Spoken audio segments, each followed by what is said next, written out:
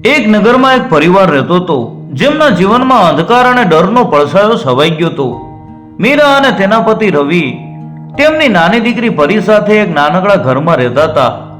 પરી 5 વર્ષની બાળકી, જેની આંખોમાં તારાઓનો ચમકારો હતો અને તેના હાસ્યથી આખું ઘર ગુંજી ઉઠતું.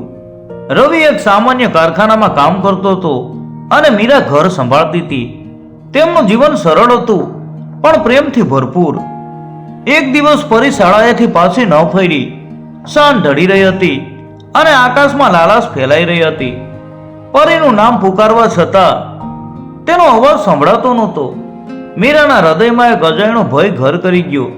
તેણે રવિને ફોન કર્યો, જે તરત જ કામ છોડીને ઘરે આવ્યો. બંને પાગલની જેમ પરીને શોધવા લાગ્યા. શાળામાં પૂછપરછ કરી, મિત્રોના ઘરે ગયા, આસપાસના વિસ્તારોમાં તપાસ કરી, પણ પરીનો કોઈ પતો ન લાગ્યો. રાત પડી ગઈ હતી. તારાઓ આકાશમાં ટમટમી રહ્યા હતા, પણ મીરા અને રવિની આંખોમાં માત્ર અંધકાર હતો. મીરાની આંખોમાંથી આંસુ રોકાતા નહોતા. એના મનમાં જાત જાતના વિચારો ઘુમરાતા હતા. મારી પરી ક્યાં હશે? શું તેને કંઈ થયું હશે? રવિ તેને સાંત્વના આપવાનો પ્રયાસ કરતો હતો, પણ તેના પોતાના અવાજમાં પણ ભય અને નિરાશા હતી. તેણે પોલીસને જાણ કરી. પોલીસ આવી, તપાસ શરૂ કરી, પણ કોઈ સુરાગ મળતો નહોતો. આખી રાત તેઓએ બેચેનીમાં વિતાવી. દરેક ખડખડાટ, દરેક પવનના સુસવાટામાં તેમને પરીનો જ અવાજ સંભળાતો હતો. બીજા દિવસે સવારે સૂર્ય ઉગ્યો, પણ તેની સાથે કોઈ આશા નહોતી. મીરા અને રવિના ચહેરા ઉપર નિરાશા અને થાક સ્પષ્ટ દેખાતો હતો. પોલીસ ઇન્સ્પેક્ટર નરેન્દ્ર, એક અનુભવી અને પ્રામાણિક અધિકારી, જેણે આ કેસ હાથમાં લીધો, તેમણે પરિવારને સાંત્વના આપી અને પૂછપરછ શરૂ કરી. આસપાસના સીસીટીવી ફૂટેજ તપાસવામાં આવ્યા, પણ પરીનું કોઈ નિશાન મળ્યું નહીં. જાણે તે હવામાં ઓગળી ગઈ હોય. પરીના ગુમ થવાના સમાચાર આખા નગરમાં ફેલાઈ ગયા. લોકો આઘાતમાં હતા. નાના નગરમાં આવી ઘટના અસામાન્ય હતી. મીરા અને રવિના મિત્રો અને સંબંધીઓ તેમને મદદ કરવા આવ્યા, પણ કોઈનાથી કંઈ થઈ શક્યું નહોતું. મીરા ખાતી પીતી બંધ થઈ ગઈ હતી. તેની આંખોમાં પરીની છબી તરવરતી હતી. તે યાદ કરતી હતી કે કેવી રીતે પરી તેની શાળાએથી પાછી આવે ત્યારે ગળે લગાવતી હતી, કેવી રીતે તે તેની સાથે રમતી હતી અને કેવી રીતે તેની મીઠી વાતોથી ઘરમાં આનંદ છવાઈ જતો હતો. હવે એ બધું એક ભયંકર સ્વપ્ન જેવું લાગતું હતું. રવિ પણ હિંમત હારી રહ્યો હતો. તેણે પોતાની દીકરીને શોધવા માટે બધું જ દાવ ઉપર લગાવી દીધું હતું. તેણે કારખાનેથી રજા લઈ લીધી હતી અને દિવસ રાત પરીને શોધતો રહેતો. તેની નજર સામે તેની દીકરીનો હસતો ચહેરો તરવરતો હતો અને તેનું હૃદય દુઃખથી ચીરાતું હતું.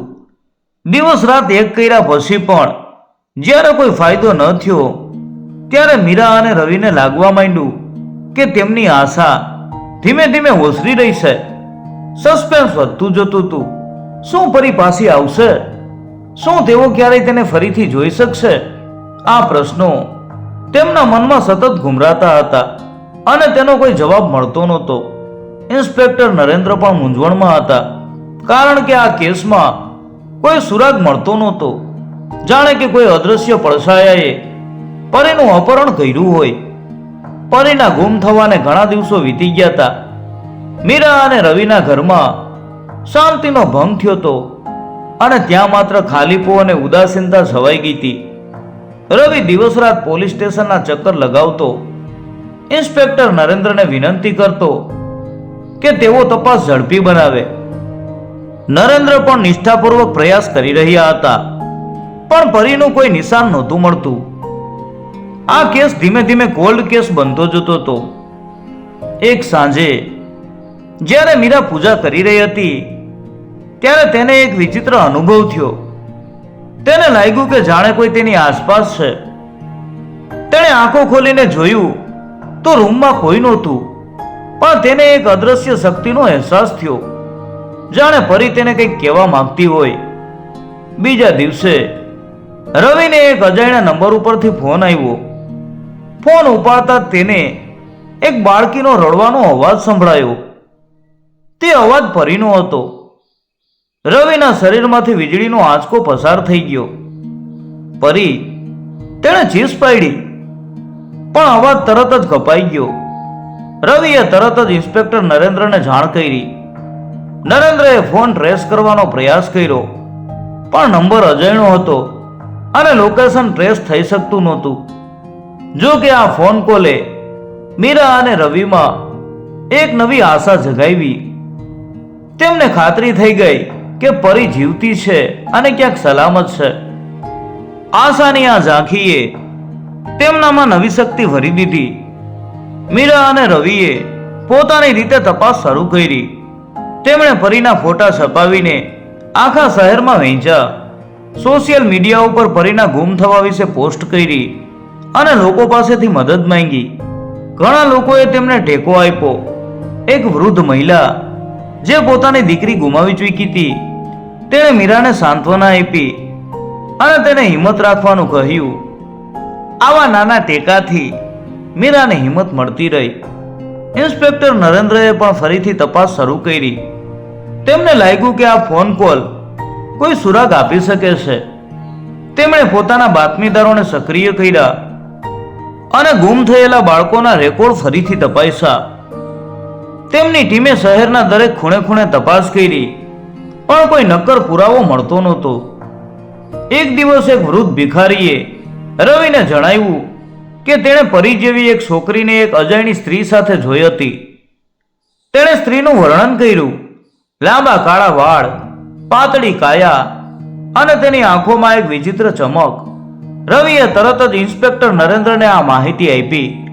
નરેન્દ્રએ આ વર્ણનના આધારે તપાસ શરૂ કરી. તેમણે શહેરના ગુનેગારોના ડેટાબેઝ તપાસ્યા, પણ આવું વર્ણન ધરાવતી કોઈ સ્ત્રી ગુનાહિત પ્રવૃત્તિઓમાં સામેલ નહોતી. આ ફોન કોલ અને ભિખારીની માહિતીથી સસ્પેન્સ વધુ ઘેરું બન્યું. કોણ હતી એ સ્ત્રી? તેણે પરીનું અપહરણ શા માટે કર્યું હશે? શું તે પરીને નુકસાન પહોંચાડશે? મીરા અને રવિના મનમાં આવા પ્રશ્નો સતત ઉદ્ભવી રહ્યા હતા. દરેક ક્ષણ તેમને યુગો જેવી લાગતી હતી. તેમને ખબર હતી કે પરી જીવિત છે, પણ ક્યાં છે તે માહિતી નહોતી. આશા અને નિરાશા વચ્ચે તેઓ ઝોલા ખાઈ રહ્યા હતા. આશાની ઝાંખી પછી મીરા અને રવિની હિંમત વધી, પણ તેમનો ડર પણ ઓછો નહોતો થયો.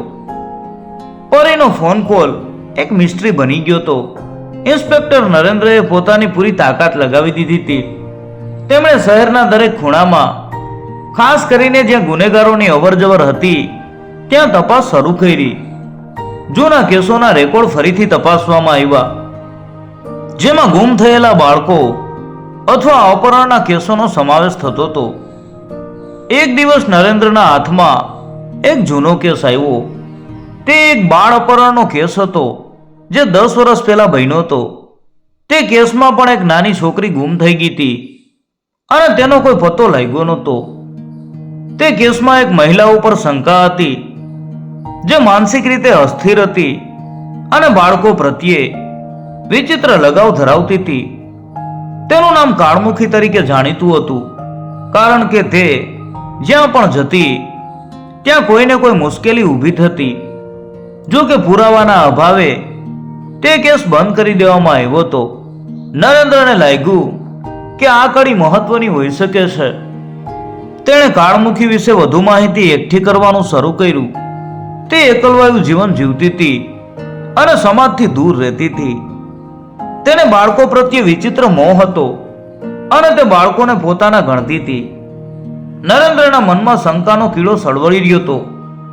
શું કાળમુખીએ જ પરીનું અપહરણ કર્યું હશે? આ દરમિયાન રવિને ફરી એકવાર એક અજાણ્યા નંબર ઉપરથી ફોન આવ્યો.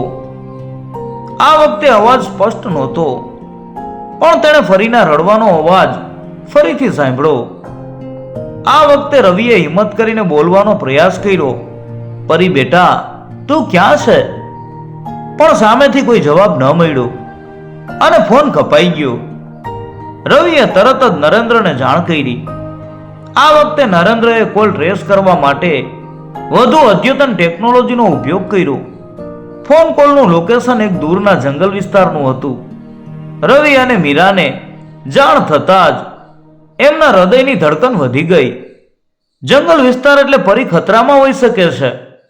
નરેન્દ્ર અને તેની ટીમે તરત જ જંગલ વિસ્તાર તરફ પ્રયાણ કર્યું.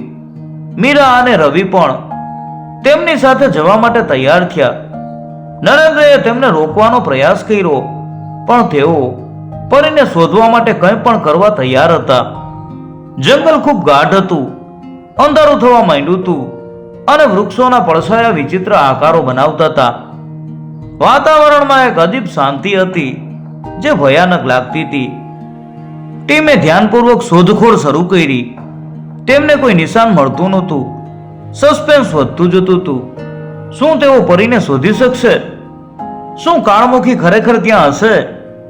અચાનક નરેન્દ્રને એક જૂના તૂટેલા ઘરના અવશેષો દેખાયા. ઘર ઘણું જૂનું હતું અને તેની આસપાસ ઝાડીઓ ઉગી નીકળી હતી. ત્યાંથી એક ધીમો રડવાનો અવાજ સંભળાયો. તે અવાજ પરીનો હતો. મીરા અને રવિના હૃદયમાં આશાનું એક કિરણ પ્રગટ્યું. તેઓ ઘર તરફ દોડ્યા. પોલીસ ટીમે ઘરને ઘેરી લીધું. નરેન્દ્રએ સાવચેતીપૂર્વક દરવાજો ખોલ્યો. અંદરનું દ્રશ્ય હૃદયદ્રાવક હતું. પરી એક ખૂણામાં બેઠી હતી, ડરી ગયેલી અને રડતી હતી. તેની બાજુમાં એક વૃદ્ધ સ્ત્રી બેઠી હતી, જેની આંખોમાં વિચિત્ર ચમક હતી. તે કાળમુખી હતી. પરીને જોતા જ મીરા અને રવિએ તેની તરફ દોટ મૂકી. મીરાએ પરીને ગળે લગાવી લીધી અને તેની આંખોમાંથી આંસુ વહેવા લાગ્યા. પરી પણ તેની માતાને ભેટીને રડવા લાગી. નરેન્દ્ર અને ટીમે કાળમુખીને પકડી લીધી. આટલા લાંબા સસ્પેન્સ અને ડર પછી પરી તેમના હાથમાં હતી. પણ આ વાર્તાનો અંત નહોતો. કાળમુખીએ શા માટે પરીનું અપહરણ કર્યું હતું? આ રહસ્ય હજુ ઉકેલાયું નહોતું. પરીને પાછી મેળવીને મીરા અને રવિને શાંતિ મળી. પરી સુરક્ષિત હતી, પણ તે ખૂબ ડરી ગયેલી હતી. તેને ડોક્ટર પાસે લઈ જવામાં આવી, જ્યાં તેની તપાસ કરવામાં આવી. ડોક્ટરે જણાવ્યું કે તે શારીરિક રીતે સ્વસ્થ છે, પણ તેને માનસિક આઘાત લાગ્યો છે. મીરા અને રવિએ તેને ધીમે ધીમે સામાન્ય બનાવવાનો પ્રયાસ કર્યો. પરીને ઘણું પૂછવામાં આવ્યું, પણ તે કંઈ બોલી શકતી નહોતી, માત્ર રડતી હતી. ઇન્સ્પેક્ટર નરેન્દ્રએ કાળમુખીની પૂછપરછ શરૂ કરી. કાળમુખીનું અસલી નામ શાંતા હતું. તે માનસિક રીતે અસ્થિર હતી અને તેણે ભૂતકાળમાં પણ આવા કૃત્યો કર્યા હતા. તે બાળકો પ્રત્યે વિચિત્ર મોહ ધરાવતી હતી, કારણ કે તેણે પોતાની બાળકી ગુમાવી હતી. વર્ષો પહેલા તેની એક નાની બાળકી હતી, જે એક અકસ્માતમાં મૃત્યુ પામી હતી. આ ઘટના પછી તે માનસિક રીતે બીમાર પડી ગઈ હતી.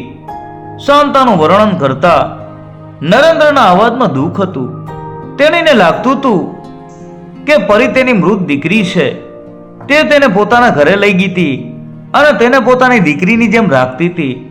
નરેન્દ્રએ જણાવ્યું કે તેણીનો ઈરાદો પરીને નુકસાન પહોંચાડવાનો નહોતો, પણ તેની માનસિક સ્થિતિના કારણે તેણે આવું કર્યું.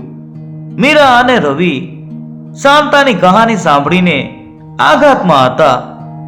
એક તરફ તેમને પરી પાછી મળી હોવાની ખુશી હતી, તો બીજી તરફ શાંતાની દુર્દશા ઉપર દયા આવતી હતી. શાંતાને માનસિક હોસ્પિટલમાં દાખલ કરવામાં આવી, જ્યાં તેની સારવાર શરૂ થઈ. પરી ધીમે ધીમે સામાન્ય થવા લાગી. મીરા અને રવિએ તેને ખુશ રાખવા માટે શક્ય તમામ પ્રયાસો કર્યા. તેમણે તેમને નવા રમકડા આપ્યા, તેની સાથે રમ્યા અને તેને પ્રેમથી ઘેરી લીધી. ધીમે ધીમે ફરીથી હસવા લાગી. તેના ચહેરા ઉપર ફરીથી તારાઓનો ચમકારો દેખાવા લાગ્યો. એક દિવસ પરી મીરાની ગોદમાં બેઠી હતી અને તેણે ધીમેથી બોલવાનું શરૂ કર્યું. તેણે જણાવ્યું કે શાંતા આંટી તેને બહુ પ્રેમ કરતી હતી અને તેને રમકડા આપતી હતી, પણ તે ડરી ગઈ હતી, કારણ કે તેને તેના મમ્મી પપ્પા યાદ આવતા હતા. પરીની નિર્દોષ વાતો સાંભળીને મીરાની આંખોમાં આંસુ આવી ગયા. રવિએ ઇન્સ્પેક્ટર નરેન્દ્રનો આભાર માન્યો. નરેન્દ્રએ કહ્યું કે આ તો તેમની ફરજ હતી. તેમણે મીરા અને રવિને સલાહ આપી કે તેઓ પરીનું ખાસ ધ્યાન રાખે અને તેને પ્રેમથી ઉછેરે, જેથી તે આ આઘાતમાંથી બહાર આવી શકે. ધીમે ધીમે મીરા અને રવિના જીવનમાં ફરીથી શાંતિ અને આનંદ પાછો ફર્યો. પરી ફરીથી શાળાએ જવા લાગી અને તેના મિત્રો સાથે એ રમવા લાગી. એના હાસ્યથી આખું ઘર ફરીથી ગુંજી ઉઠ્યું. સસ્પેન્સનો અંત આવ્યો હતો અને આશાએ નિરાશાનું સ્થાન લીધું હતું. પણ આ ઘટનાએ તેમને એક શીખ આપી હતી કે જીવનમાં ક્યારેય હિંમત ન હારવી જોઈએ અને આશા હંમેશા જીવંત રાખવી જોઈએ. પરીના પરત ફર્યા પછી મીરા અને રવિના જીવનમાં ફરીથી વસંત આવ્યું હોય એવું લાગતું હતું. પરી ધીમે ધીમે સામાન્ય થતી જતી હતી, પણ તેના મન ઉપર થયેલી અસર સંપૂર્ણપણે દૂર નહોતી થઈ. રાત્રે તે ક્યારેક ડરી જતી અને મીરાને વળગીને સૂતી. મીરા અને રવિ સમજી ગયા હતા કે આ આઘાતમાંથી બહાર આવવામાં સમય લાગશે. તેમણે પરીને વધુ સમય અને પ્રેમ આપવાનું નક્કી કર્યું. શાળામાં પરીને તેના મિત્રો અને શિક્ષકોનો સારો સહયોગ મળ્યો. તેઓ પરીને ખુશ રાખવા માટે પ્રયાસ કરતા. ધીમે ધીમે પરી ફરીથી પહેલાની જેમ શાળાએ રમવા લાગી અને ભણવામાં ધ્યાન આપવા લાગી. તેના ચહેરા ઉપર ફરીથી નિર્દોષ હાસ્ય ફરકવા લાગ્યું. મીરા અને રવિએ શાંતા વિશે વિચારવાનું છોડ્યું નહોતું. તેમને ખબર હતી કે શાંતા માનસિક રીતે બીમાર હતી અને તેનો ઈરાદો ખરાબ નહોતો. તેઓ માનસિક સ્વાસ્થ્ય સંસ્થાને દાન આપવા લાગ્યા અને સમાજમાં માનસિક બીમારી પ્રત્યે જાગૃતિ લાવવા માટે કામ કરતા હતા. તેમને લાગતું હતું કે આ રીતે તેઓ શાંતા જેવી વ્યક્તિઓને મદદ કરી શકે છે. એક સાંજે જ્યારે પરી રમી રહી હતી ત્યારે તેને એક જૂનું રમકડું મળ્યું જે શાંતાએ તેને આપ્યું હતું. રમકડું જોતા જ પરી થોડી વાર માટે શાંત થઈ ગઈ. મીરાએ તેની પાસે જઈને પૂછ્યું કે પરી બેટા, શું થયું?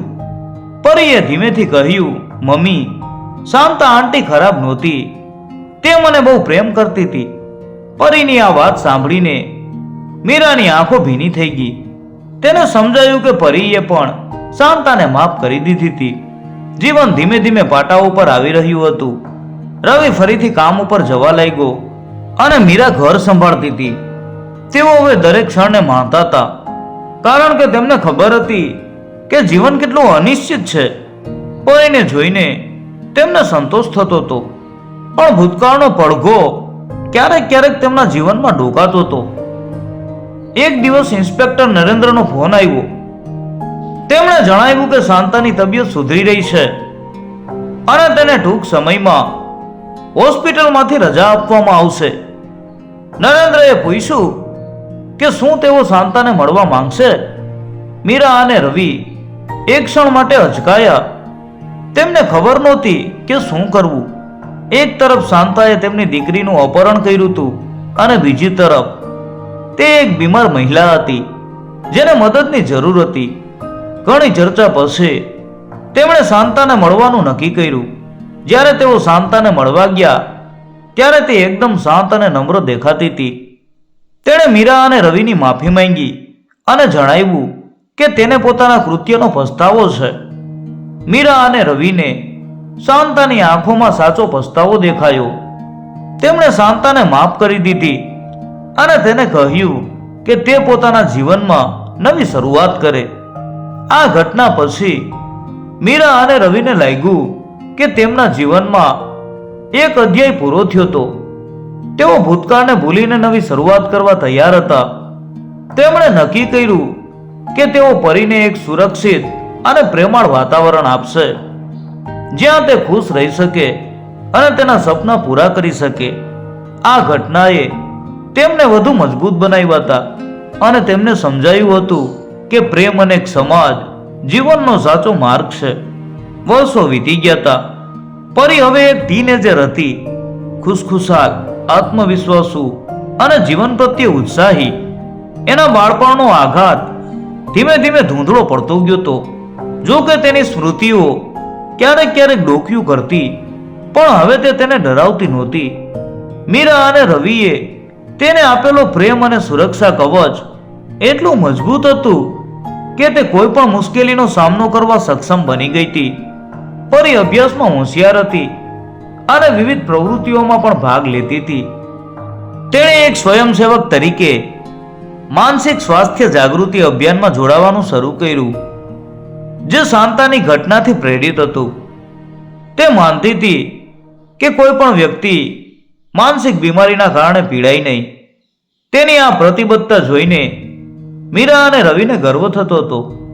રવિનો કારોબાર પણ વિકસ્યો હતો અને તેઓ એક સુખી અને સમૃદ્ધ જીવન જીવી રહ્યા હતા. મીરા સમાજ સેવાના કાર્યોમાં સક્રિય બની હતી, ખાસ કરીને બાળકોના અધિકારો અને સુરક્ષા માટે. ઇન્સ્પેક્ટર નરેન્દ્ર પણ તેમની સાથે સંપર્કમાં રહ્યા હતા. તેમણે પરીની પ્રગતિ જોઈને ખુશી વ્યક્ત કરી હતી. એક દિવસ પરી યુનિવર્સિટીમાંથી પાછી ફરી રહી હતી ત્યારે તેણે એક વૃદ્ધ સ્ત્રીને જોઈ, જે એક બેન્ચ ઉપર બેઠી હતી અને પક્ષીઓને દાણા ખવડાવી રહી હતી. તે સ્ત્રી શાંતા હતી. શાંતા હોસ્પિટલમાંથી બહાર આવી હતી અને હવે એક આશ્રમમાં રહેતી હતી. તે ઘણી શાંત અને સ્વસ્થ દેખાતી હતી. પરીએ તેને ઓળખી લીધી, પણ તેને કોઈ ડર લાગ્યો નહીં. તેણે શાંતાની પાસે જઈને તેને નમસ્કાર કર્યા. શાંતાએ પરીને જોઈને આશ્ચર્ય વ્યક્ત કર્યું.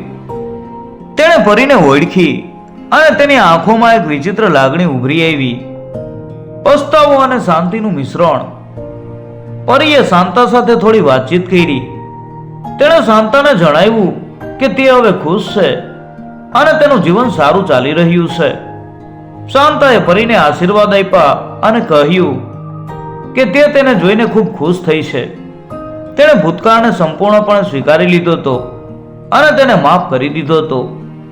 જ્યારે પરીએ મીરા અને રવિને આ મુલાકાત વિશે જણાવ્યું ત્યારે તેઓ પણ ભાવુક થઈ ગયા.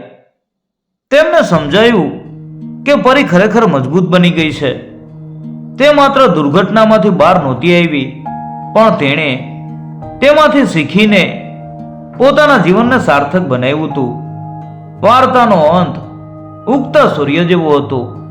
સૂર્યની જેમ પરીના જીવનમાં પણ નવી આશા, નવી શરૂઆત અને ઉજ્જવળ ભવિષ્યનો પ્રકાશ ફેલાઈ રહ્યો હતો. આ ઘટનાએ તેમને શીખવ્યું હતું કે જીવનમાં ગમે તેટલી મુશ્કેલીઓ આવે, પ્રેમ, હિંમત અને ક્ષમાથી આપણે તેને પાર કરી શકીએ છીએ.